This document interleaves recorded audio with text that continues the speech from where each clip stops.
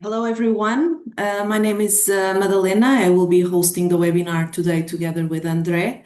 Since we have so many people signing up for this webinar, we are going to give a couple of minutes for people to start joining in the call.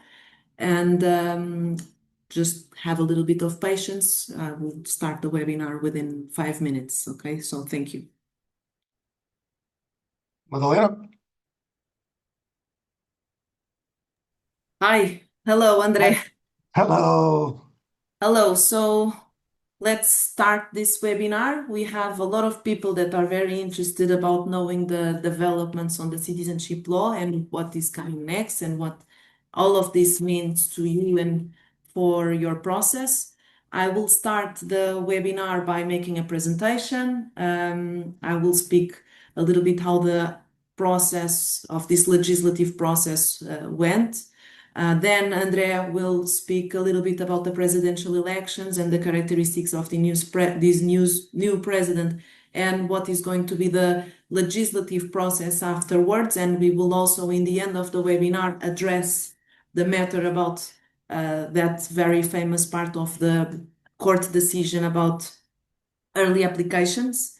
And we'll have a moment in the end of the webinar where we will answer to your questions. So I will start sharing my screen with you. So can you see it, Andre? Yes. Okay, so here you go. About me, my name is Madalena Monteiro. I am a Portuguese immigration lawyer. I am based in Lisbon, and my areas of activity are immigration and citizenship. And today we also have here Andrea. We decided to do this joint webinar because we believed it could be more productive for everyone that we have two different lawyers addressing this topic. So, Andrea, if you want to tell you a little bit about you to the audience, that would be great. Very much, Madalena. It's a pleasure to be here, and I also thank Nomad for basically bringing this opportunity. We know that the times are very uncertain, and a lot of changes are going on in very important legislative pieces. So, as Madalena said, I'm also a lawyer, so I've been working with the Golden Visa program in nationality matters for many, many years.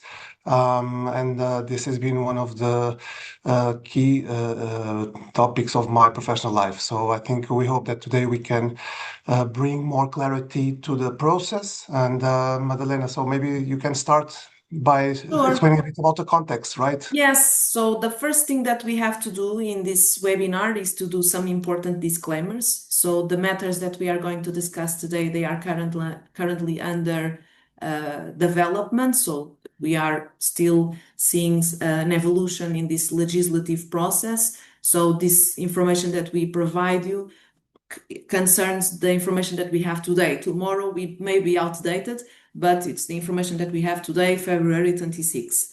Also, one important thing that we also want to tell you is that everybody here has a legal representative, at least we believe so. So the most important thing is to speak and clarify all your doubts about this with your current legal representative. The content of this webinar will reflect our opinion, my opinion, and Andrea's opinion. And since some of the matters, they are not consensual in the legal community, it's important that you address this specific topic with your legal representative. So we are going to start a little bit with the timeline and with context about all of this that is happening.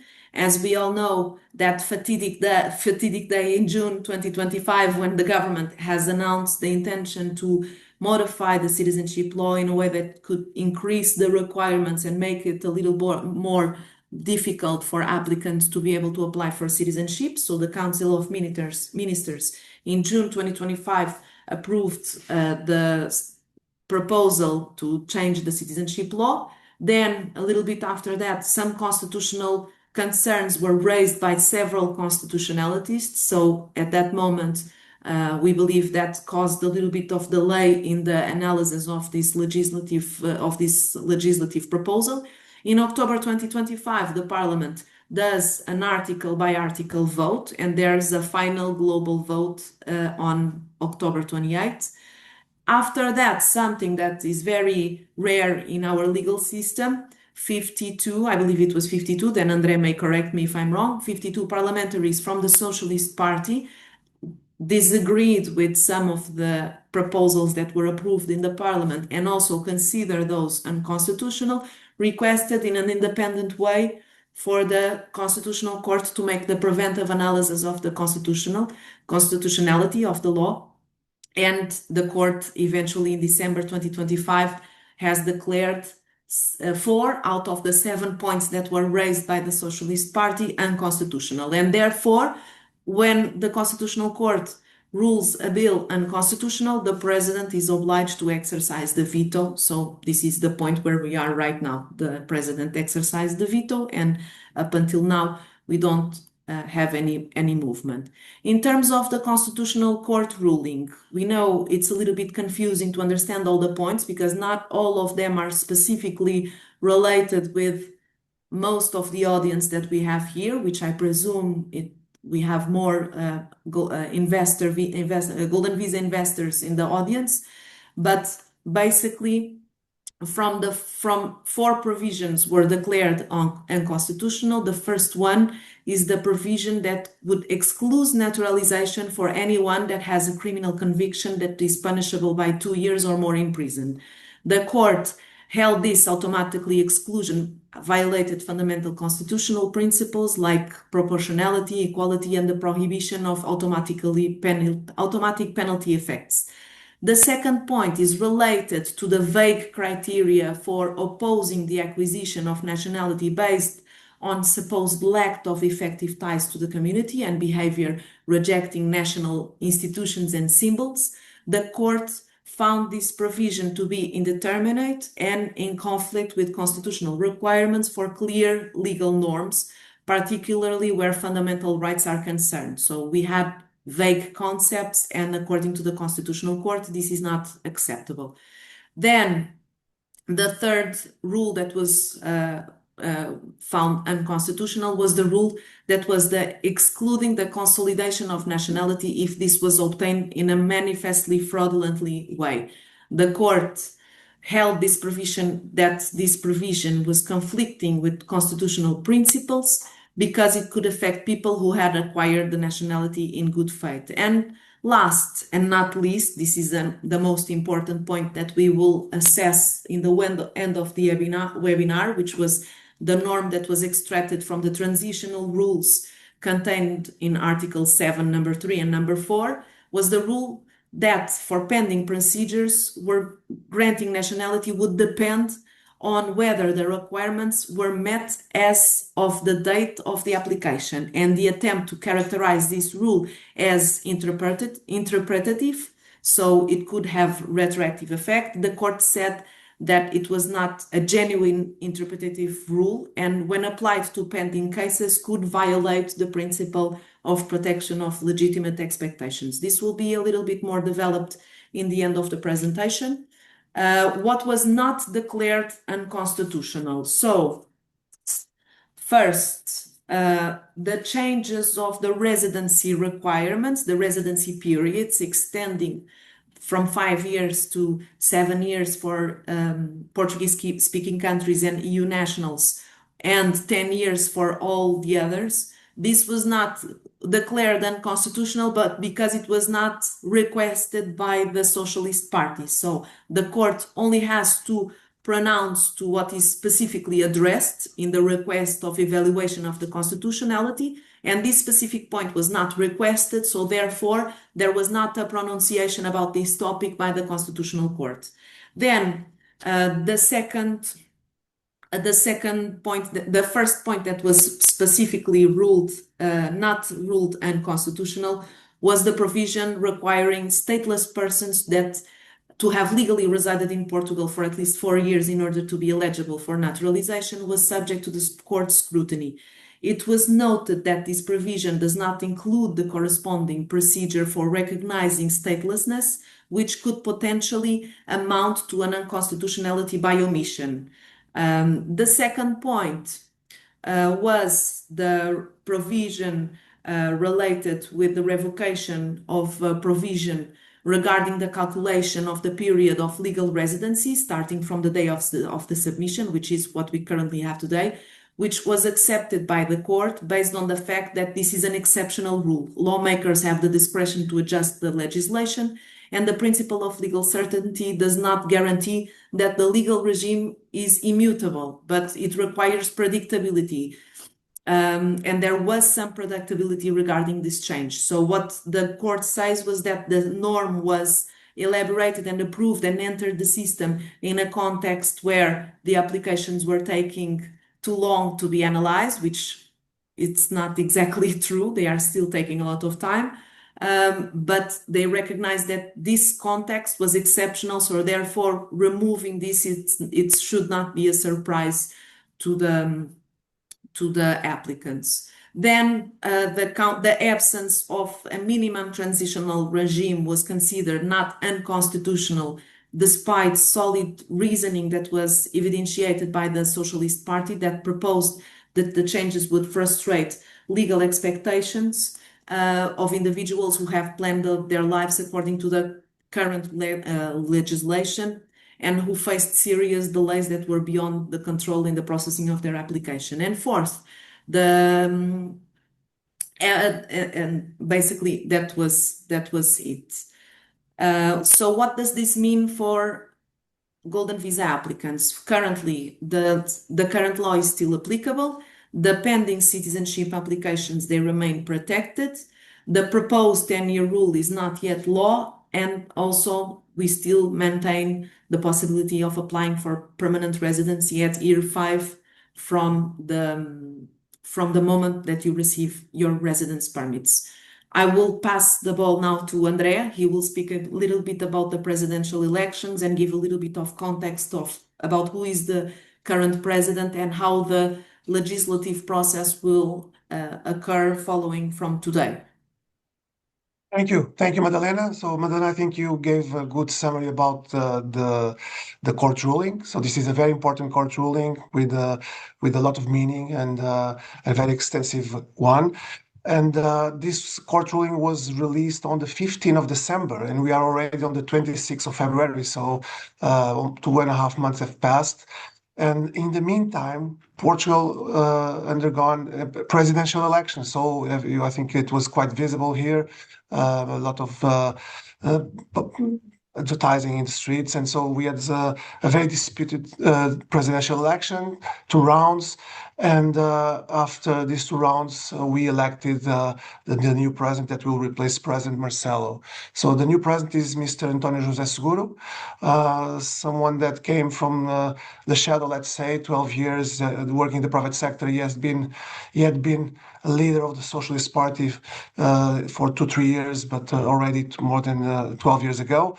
And what is important to tell about Mr. Seguro is what did he say about the nationality law. So during the campaign, some of the candidates, of course, they questioned about their views on the nationality law process. That we know all that was a very controversial process. And what we know from Mr. Seguro, the new elected president that will take office on the 9th of March, so in less than 2 weeks, is that, first of all, he told that this law is a very essential law of the regime. So, and essential laws like this one, they should have the broad consensus. And as a president, basically because he was still a mere candidate, he would always try to get as much consensus as possible and avoid that the biggest important parties of the regime could be excluded. And he, of course, named the Socialist Party that, as you know, was not part of the negotiations that were led by the government, the party supporting the government. Also, that it would be very strict in terms of the consistency of the law, in terms of what we call the compliance with the constitutional rules, the constitutional principles. So any kind of law that is approved by the parliament or by the government should always to be very scrutinized, but with a really strict. So we would not approve any kind of law that can have vague or can be not consistent with our constitution. And so finally, his position, which is a bit, I think, a bit the way that Mr. Seguro is. So he's someone that is very moderate, someone that will try always to reach his consensus, but being very cautious, that does not want to have any kind of radical proposals, that in these important matters that will always try to bring the consensus. We know that also the President Marcelo was having also putting his voice very clear about this, but President Marcelo was leaving his position as president, so I think his capacity to influence the government was much lower than a new president that is now taking office. I can say also that this president, and this is very important to give this context, he got a very strong vote. Okay, it was I think it was even the biggest ever voting that has been that a president received from the population. So he has got more around 2/3 of the votes, and he defeated also the other candidate that is the presently the Chega leader, and someone that of course has raised his voice against immigration, that wants to bring a lot of controls and more restrictive rules to the nationality law. So I think this is very important that we know about what the president, and I think everyone is very optimistic because I think the president is going to rebalance a bit the political context. And I think, of course, we are lawyers, we are not political commentators here, but I think it's very important to say that the context here is much different from October or November. So now February, March, April, I think things are much more balanced. I think that even the government and the political parties that support the government, they know that they will need to get more consensus. Also, as Madalena said, as you know, the Constitutional Court was called to act because there was a petition that was submitted by the Socialist Party. And I think that this is also gives the Socialist Party some leverage in terms of what can be the discussions. I think, Madalena, we can talk a bit about that as well in the next slide about what's going to happen next, right? And of course, everyone has been waiting for the position that of the political parties, because we had the discussion, the ruling released on the 15th of December. Then we had Christmas time. We had also the presidential campaign during all the month of January and the beginning of February. And the fact that during this period, everyone was a bit radio silent. So there was nothing about nationality law. We could not understand on which direction, what would be the position of the political parties on this. We knew that the Socialist Party is going to basically resubmit their proposals, the ones that we know trying to mitigate the law. But the political parties that are supporting the government, the only thing that they said was that they would, of course, respect the court ruling. They would read very carefully the court ruling to understand exactly the boundaries where they could, of course, reintroduce this.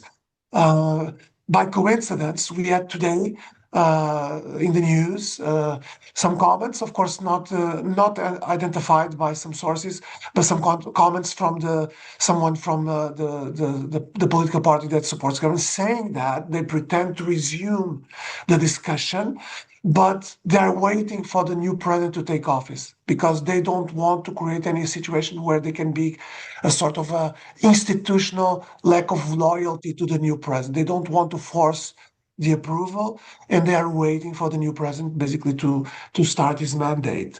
And this is very important. Why? Because it will be, of course, at the level of the parliament. So now, as Madeleine explained, the law values is the old law. So this new proposal that has been presented is basically that. So it needs to be resumed. We need to have the legislative process to be reactivated with a new draft. This new draft needs to be consistent with the Constitutional Court ruling. So this is, of course, absolutely important to know. The new draft cannot go against the terms of the constitutional ruling. And of course, once this draft is again after discussion, negotiations, that I'm sure that will take many weeks, it should be sent again to the new president, and the new president, of course, will exercise their political duties. He can still send it to the Constitutional Court. He can politically veto, even 1/5 of the MPs in Parliament, if they want, like the Socialist Party did before, they can also send it to the Constitutional Court again, so that the law is again reviewed. So I think we still have plenty of fun ahead of us in terms of discussions. I'm optimistic about again because there's a new political context, and I'm sure that the debate will be much broad this time. And I think the president will say, please try to hear everyone should have a voice, and this law should get as much support as possible from all the MPs. So we don't. The president does not want a division. The elected, but he wants, of course, a much more balanced law. And I think this is going to open for sure the avenues for example, the mitigation, like with the transition regime, that we all think that is more than important to protect people and to safeguard the situation of all the applicants. So I think we have plenty of room. In a worst case scenario, I think very probably this will take at least 2 months in a worst case scenario. So things take time to be approved, to be discussed. The president has also time. So you already know about that because you already know how it was since October 2028. So I think now we need to wait for the proposal. We need to see how consistent are this new proposal. I think all the parties will for sure bring their own options to the table, and we will see a very live debate on the parliament level. So, So, no, go yeah, ahead. you Go ahead. can, Sorry, you Natalie. can, you No, can, okay, you can just continue. so I think this is important, but of course, I think I think we are reaching a bit what is really the now the more the excitement about this webinar is that, as you know, there was an important discussion on the court ruling about section D7 about the way the new nationality law will become effective, and basically the law that was basically rejected said that the two things very important. That one thing is the moment we submit the application, the national application, and another thing is the moment the national application is approved. And so, in a very detailed part of the court ruling, which is under this section D7, basically the court basically brought some examples, and the court, with these examples, wanted to clarify that, in their view, the law should be applicable. And don't forget, we are talking about a court ruling. We are not talking about new legislation because the court cannot be considered on the same level as a law, as a provision. But what the courts they do interpretations of the law. They basically say how the administrative bodies, how the government should apply the law, and how the law should be applicable, and in which direction the law should be applicable. And what they did basically was do a constitutionality test, okay, over how the national applications, when they are submitted, they should be considered. And so, very important, two practical examples, and I think these practical examples have been discussed a lot. So, Madalena, maybe you can talk a bit about these Yes. two examples. Well, the two examples that were given to us by the court as examples where the citizenship should be granted are the first one. So it was a case where someone applied for citizenship without completing the 5 years of legal, without already, sorry, excuse me, already having the 5 years of residency, but that application has never been approved, and the approval of that application comes during the pendency of the nationality process.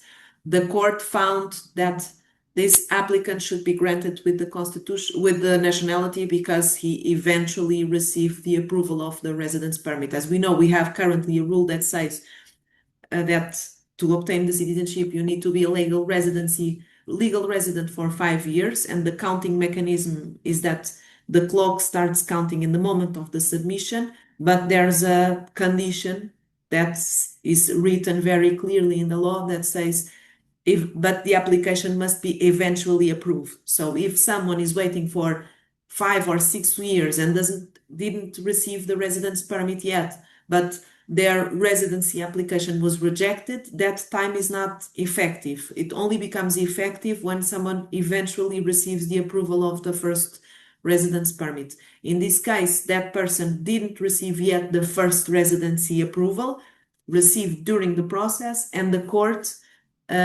ruled that that person was rejected in the first application, appealed, and the superior court and the court agreed that that applicant should be granted with the Portuguese citizenship. The second example is someone that filed an application with with a criminal record that had a registration of a crime that, according to the Portuguese law, could not be granted the Portuguese citizenship. But during the process of citizenship, that specific applicant managed to expunge the registration that was on the criminal record. The court also decided that that person should be granted with the Portuguese citizenship. So going back a little bit to what André was saying, the proposal was to include in this Article 7 a wording where that doesn't exist currently. So they wanted to change it in a way that the requirements to obtain the citizenship should be met in the moment of the submission of the application. And then a little bit after that, the proposal was mentioning that that rule was interpretative. This is very important because the court considered that this rule in particular was an innovative rule, which, if applied to pending cases, produces retroactive effect in an intermediate sense. So retroactivity of ongoing situations, because it's redefining the legal framework applicable to situations that have already begun and are still in formation. And I think it's precisely there that the criticism lies. For someone that filed an application under the previous regime, it's reasonable to expect that the procedure already initiated will be decided under that regime, including the idea, which is recognized by the administrative case law cited in the judgment, that in certain naturalization situations, requirements that are not fully satisfied at the time of the filing of the application may become satisfied while the procedure is still pending and can therefore allow the approval at the time of the decision. So just to complement a little bit what André said, I don't know if you want to I think it was very clear. So this is, of course, something important. I think it's something that should be, of course, considered important legal doctrine that is basically construed by the Constitutional Court. I think it was the first time, and of course, we need to see the case law. It's very important to see how court or the Constitutional Court has decided in previous cases. But I think this was the first time where the nationality law was being scrutinized in such an extent. Okay, and also important, and I think I always like to raise this because the court in many of its parts, it's always highlights that the right to become a citizen of Portugal is a fundamental right protected by the Constitution. And so this is very important. The court recognizes how important the law should be in terms of stability, in terms of being the quite well prepared and drafted and understandable and applicable. So all of this comes in this Constitutional Court. And sometimes, of course, we are only talking about which provisions have been rejected, not rejected, but if the MPs are going to read it very carefully and they go and see all the recommendations, because some of the court basically highlights in many parts of the ruling many important recommendations that we all hope that the MPs, when they start the legislative process again, they will take it in consideration. So this is of course this seventh section was important because it really addressed this question. And Madeleine, I think we can also discuss a bit about, because what happened was, so if we get these two examples, and the court did not give any other examples, but now people ask, so what can we expect in terms of other requirements that are also not completed at the date of submission, but that potentially can be completed or fulfilled or met at the date that basically the government body basically approves and makes a final decision on the application? Because we all know that from the date of submission until the date that finally the application is approved, it can take time. It can be 2 years, it can be 3 years. And so basically we have been asked for many weeks about this question, which is it possible to basically just file and try to be locked in terms of the rules?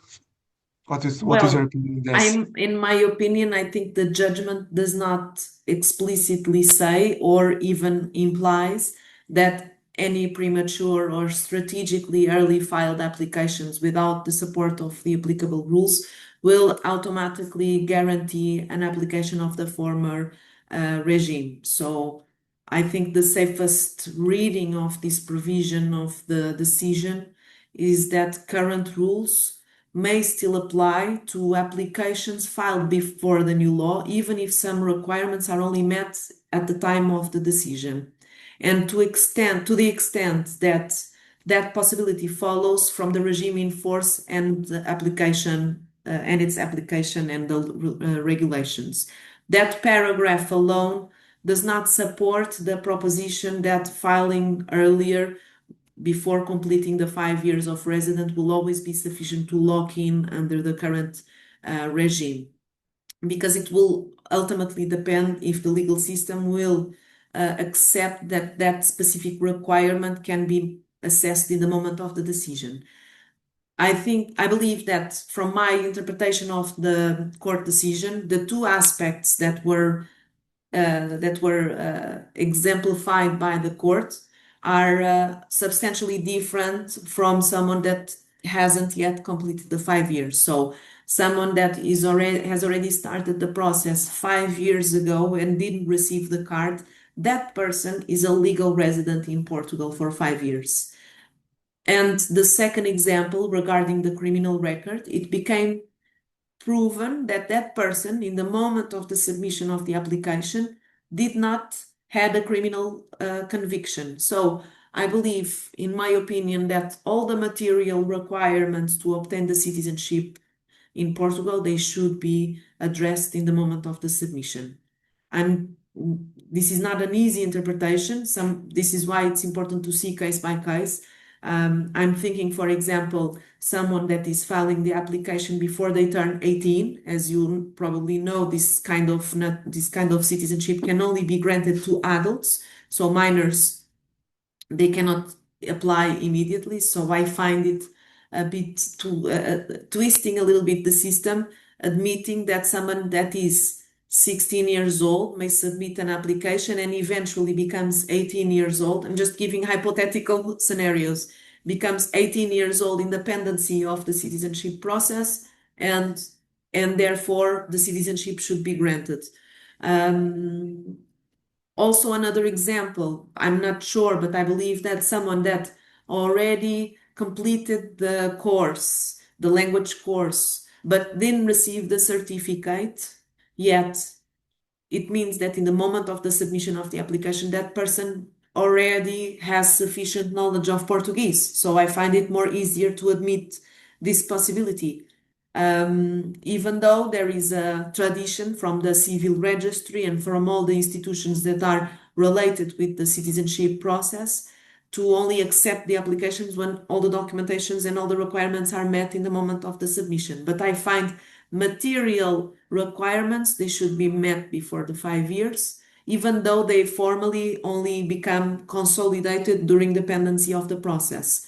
So, or someone that did the test before did the test but didn't receive immediately the certificate of approval in that test. I don't think that is as serious or as concerning as the filing before the 5 years, because in the moment of the submission, that person already had sufficient knowledge of Portuguese, even though the certificate of approval comes afterwards. So in the citizenship process, there is immediately after the filing a step which is a preliminary analysis by the civil registry where they assess if we are submitting with all the necessary documentation that proves the requirements of citizenship. In that moment, there may be, let's hope not, but there may be more assessment in particular to these cases, in my opinion. I don't know what's yours. We are opening this for debate, but each lawyer has its own opinion, so that's why it's super important to speak with your legal representatives. This is our opinion. We may be wrong, we may be right, but it's my opinion. But Madalena, I think, thank you for your insights. And this is obvious, of course, there's a big discussion in the legal community, different opinions from different attorneys and lawyers over this matter. I think it's important just to set the boundaries of the discussion that, of course, we are talking about a constitutional court ruling that was scrutinizing basically general provisions of a law. Okay, so not a specific case, not a concrete case. And we all know that, of course, by having been voted by unanimous vote, because this is something also in precedent. And normally, there's always some division inside the constitutional court. Like it's very it happens with in other jurisdictions where Supreme Courts they do have some divisions. It happens in the U.S. And I see a lot of U.S.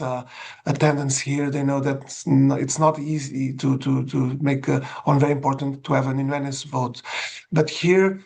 I think besides the fact that this was basically a court that was scrutinizing a law and the provisions of a law, not a concrete case, but we know that potentially the legal doctrine that is entailed in this court ruling can be important in the future for cases where the Constitutional Court will be called to discuss concrete cases, because we know that in Portugal, when someone is rejected, when someone basically is rejected and feels that the decision by the institutive body goes against the constitution, this person can, of course, judicially challenge such the decision and can even escalate the case to the Constitutional Court. And I think that the Constitutional Court will be able to discuss and to see in detail specifically how that situation was addressed. And we know that people were affected by the delays. And so if the case is discussed in a way that for some reason we can prove that we submitted the case, we waited 2, 3, 4 years to get an appointment. So this means that everything was going beyond the control of the applicant, beyond the control of the respective legal representative. I think we might have some possibility that we can have a court protection for that specific case, because we have that possibility to challenge constitutionally the decision. So I think this is important, and I think people need to understand the exact scope of the intervention of the court at this stage, because it was controlling the norms themselves, not any specific case. So the court could not do that. And this is something, of course, to give some additional clarity here. We can proceed, I think, Madalena, right, in terms of the discussion. And we have a lot of questions, and I think we will raise. Yes, we will address the questions. Yeah. So if you have any questions, just go ahead. We will try to respond as much as we can. The final note that we want to give you is that for now, as I mentioned, there are no changes in the citizenship law. We still maintain everything according to the old regime. 4 provisions were struck down by the Constitutional Court. The court strengthens the protection of pending citizenship application, and in my opinion, filing earlier doesn't mean that we will have an automatic application of the previous regime. As I mentioned, I believe it will be assessed individually if that specific requirement can be assessed during the pendency of the process. And still, the Parliament needs to rewrite the law. And permanent residency still remains available to anyone that is interested. I will stop sharing our screen and start making questions. So based on what we already know, assuming the president does not veto the revised law or send it to the Constitutional Court for review, what is the earliest date that the revised law can be published and become effective? This is to understand our worst case scenario. Do we know when the Parliament tables the law again? We already responded more or less to that, but yeah, I can give more detail on that. So first of all, the discussion needs to be restarted, and at this stage, nothing has been done. So no political party has basically brought any proposal to change nationality law or to do a revised proposal. So this means that nothing is active. And then even if there is a new proposal is introduced in the legislative process, it still needs to be scheduled. And of course, the Parliament has its own moments to do this. And normally it's like every 4 weeks, there is a meeting with all the leaders of the political parties where they basically prepare the agenda for the next 3, 4 weeks. And so the next meeting will be held on the 4th of March. So I think, again, as you remember, I told you that the new president is going to take office only on the 9th. So we should not expect anything to come up from this meeting on the 4th, okay? So the next meeting will be probably in the end of March. And so this is already another month. And then if we take the consideration a fast track process, let's say that the new proposal is introduced in March and then they can basically schedule to April, it's important to understand that the president has time to analyze the decree that is approved by the parliament. So it's 20 days. So 20 days plus 1 week. So I would say plus 1 week to publish in the official gazette and to make it effective. So I would say honestly, and in terms of very sincerely, in terms of a worst case scenario, I think before the beginning of May is really almost impossible to have this law valid and enforced. So, and my guess is that this process will basically end up until the summer, probably June or July. But this is only my guess because I think the discussions will be very live. I think the parties will try to mitigate a lot the regime. Let's see also how the president will basically, what will be the word of the president, because the president for sure that will say something even before receiving any kind of analyzing the laws that are going to be, the proposals that are going to be submitted. So, but in a worst case scenario, I think, of course, I'm not trying to guess one date, but I'm sure that understanding how the legislative process works, for sure that we need at least we have all the month of March and April until we can get a new proposal. But this is the worst case scenario again. And an estimation too, it's difficult to give exact timelines. It's more or less an estimation. I think after the 9th of March, and I think in the first, maybe in the mid-March, we will already have some clarity. I think that by that time, we will probably have like something already being discussed, or at least some negotiations might come up. So I think within 3 weeks, 4 weeks, I think we will have much more clarity over that. Okay, so another question, I can answer this one. So if and when the president signs the bill, how soon does it take effect? So the bill that was ruled unconstitutional was stipulating that this specific provision was going to enter the legal system on the day after of the publication of the law. So the process is that after the parliamentary approval, if there is no veto, if there's no review from the Constitutional Court, the president, if he agrees, he signs the bill, and then the bill has to be published in the official gazette where we publish all the laws. And then this process typically takes, it's very fast, a few days to happen, and the law becomes enforceable in the day after the publication in the official gazette. But still, since the law is going to be redefined and rewritten, this might not be the case. They may stipulate differently. We will only become more aware of that when we have a specific approved law. Now we have, how does this, you can answer this one. How does this impact HQA visas? I suppose when people mention HQA, because they mention D3, highly qualified activities.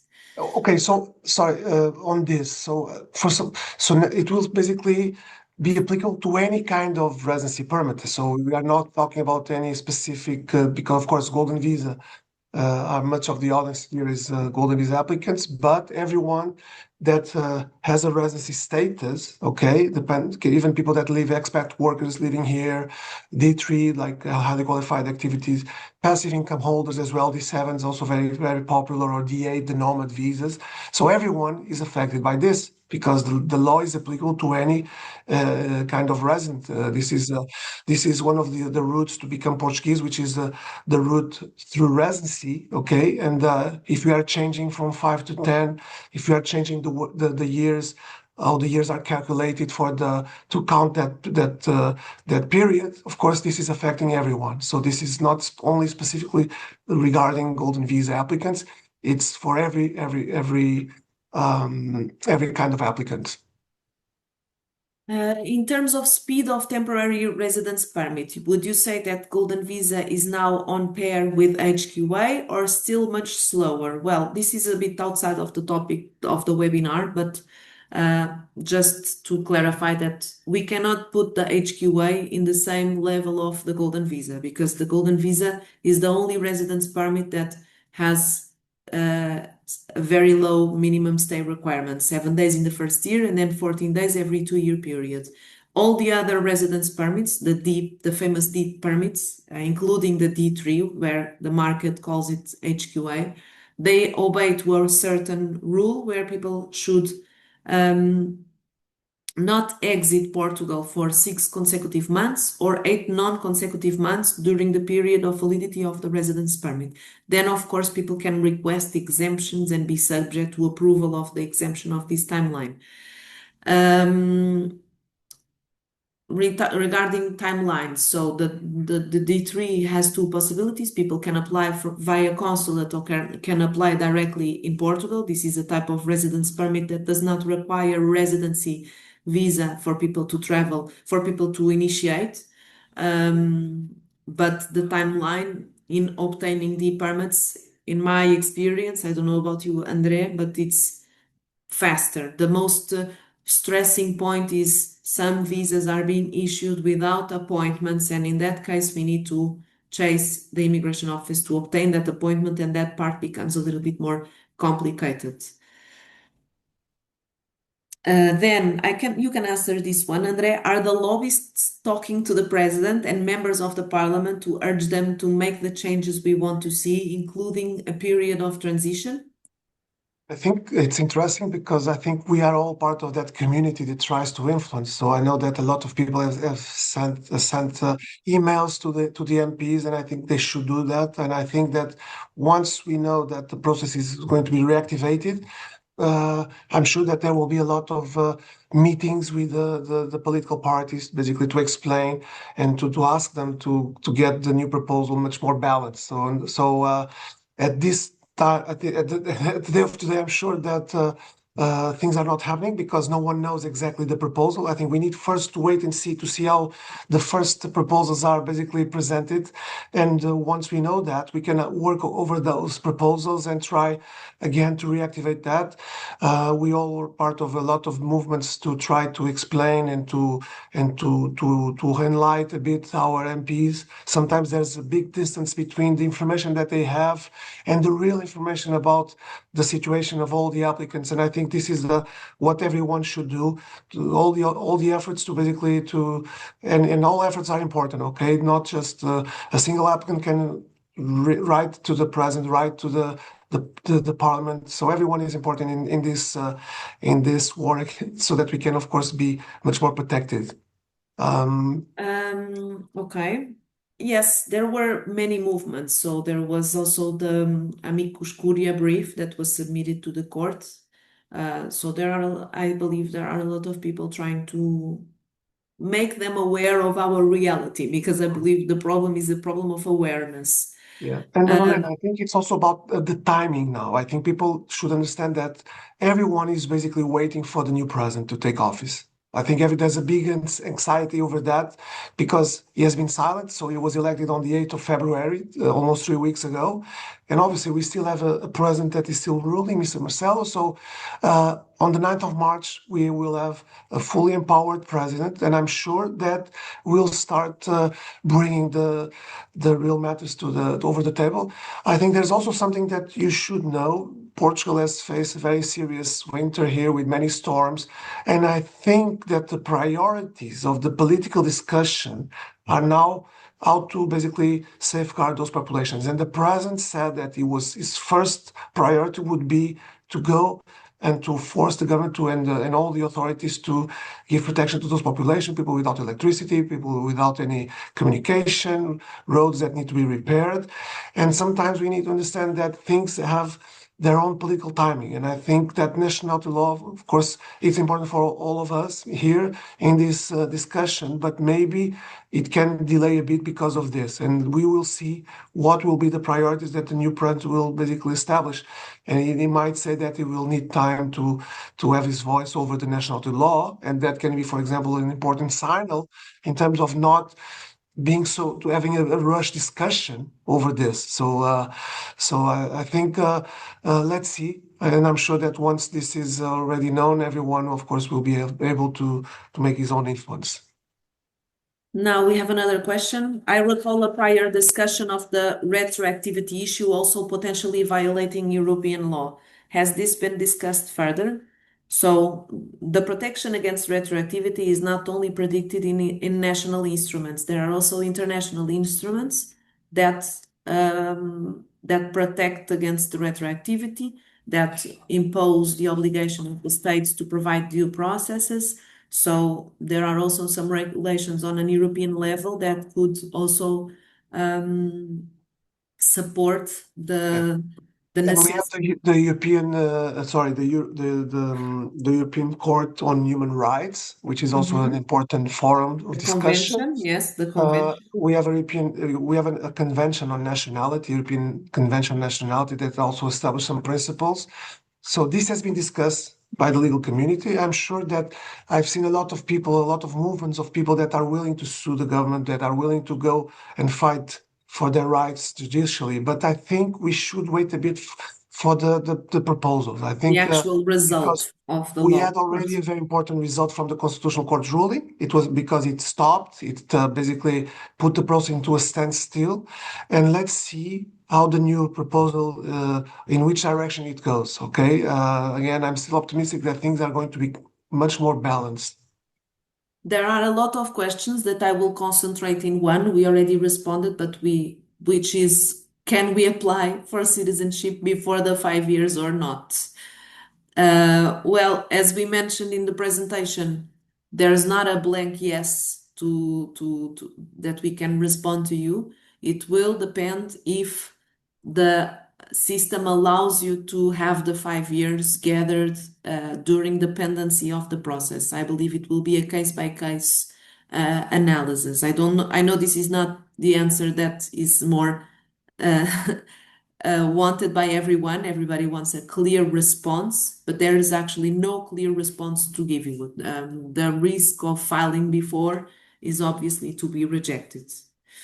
I don't know if you want to add something to that, just to complete, because we have several questions No, about it's this. true. And I think, and also along with that is also people asking about, okay, but what if I take the risk? What if I take the risk and what if I submit my application even without having the 5 years completed?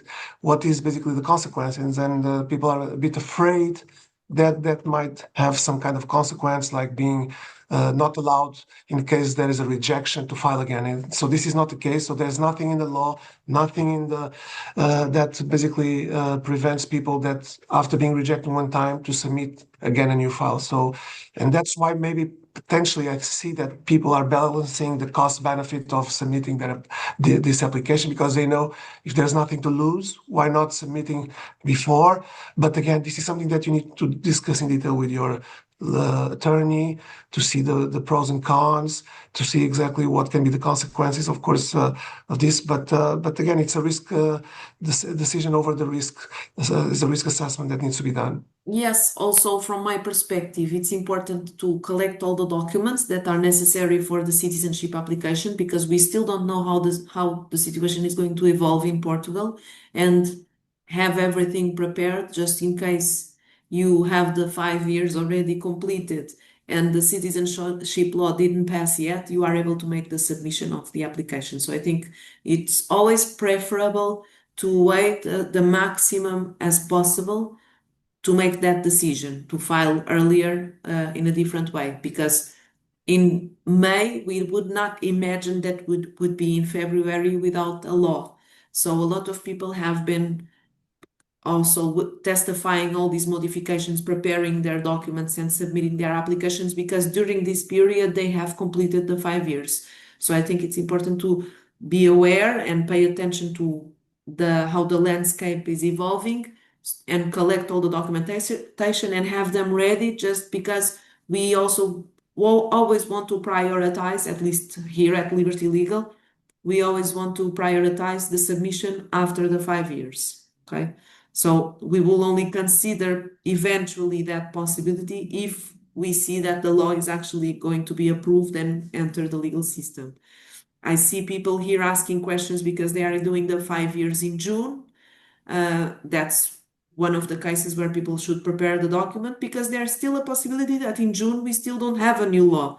So if we have to wait and file when everything is already in place, that is preferable always. We have here another question. How long from submission for citizenship is the preliminary review conducted right now? What's the current timeline? Okay, so yeah, so you know that there are like basically two possibilities to submit the case. So either there's a dedicated portal where lawyers they can submit the application. Okay, so it's everything done online, and then we have the possibility to submit it also in paperwork. But in this case, of course, it needs to be the applicant to do it by themselves. Okay, by themselves. It takes time. So this we are having a lot of delays in terms of releasing the code, the code which allows you to see the stage of your process. I would say that now 3-4 months for that to happen. So it's again another level of uncertainty because people submit their application, then they are just waiting for this code. But after that, it's a long period of 2-3 years until you get the nationality approved. Okay. What is the start date of the 5 years for D7 visa holders? Currently, the clock for the D applicants starts to count in the moment that you had the consulate appointment. Okay. Now, And this is why, because still the Article 15.4, the very famous Article 15.4, is still is still effective and valid, and this is how the immigration is basically calculating the period of residency for all those D7 applicants. we have another question. Does for clock for permanent residency starts at the application or from the receipt of the golden visa? It's from the receipt of the golden visa. Yeah, because Article Um, 15.4, just to give you basically some background on that, Article 15.4 is only on the nationality law side, and the permanent residency permit is regulated in another law, which is the immigration law. And this law basically has different ways to calculate the residency period. When we talk about 5 years from the date of application, what does that imply? Is it the date of the online application, when the online application process was open, or when the fee was actually paid? It's the second moment. It's when the fee was paid. And people Yeah, can please. confirm that, Madalena, by the way. So you can ask your attorney to basically confirm that, because on the portal, on the Golden Visa portal, that information is clear, and you can have the precise date of that payment. Okay. So I guess that we can close the webinar. We are already here for 1 hour. All the questions, they are all about applying before the 5 years, and I think we all already went through that to that specific matter. We will write here in our email, Sure. so we are completely available to address any matters, any questions that you have. So feel free. I just wrote mine. Feel free to connect to clarify any further doubts, and hopefully we will have an end to this soon. Thank you very much for all of you for attending the webinar and for staying here for 1 hour. It was a very crowded webinar, so we appreciate that. From my side, I'm completely available to clarify any questions you may have. Okay? Thank you. Thank you also, Thomas is here, but Nomad Thomas, Cape. too. Thomas, Yes. thank you for Thomas from Nomad Cape too, of So course. that's for setting up the webinar. I know that's a big community there, and I hope that it was clear. I think that soon we might be having another session once we have more clarity on the proposals, and I think that when we have that, we will be able to give more clear information and more precise information. Thank you very much. Have a good Thank you. day, everyone. Thank Goodbye. you.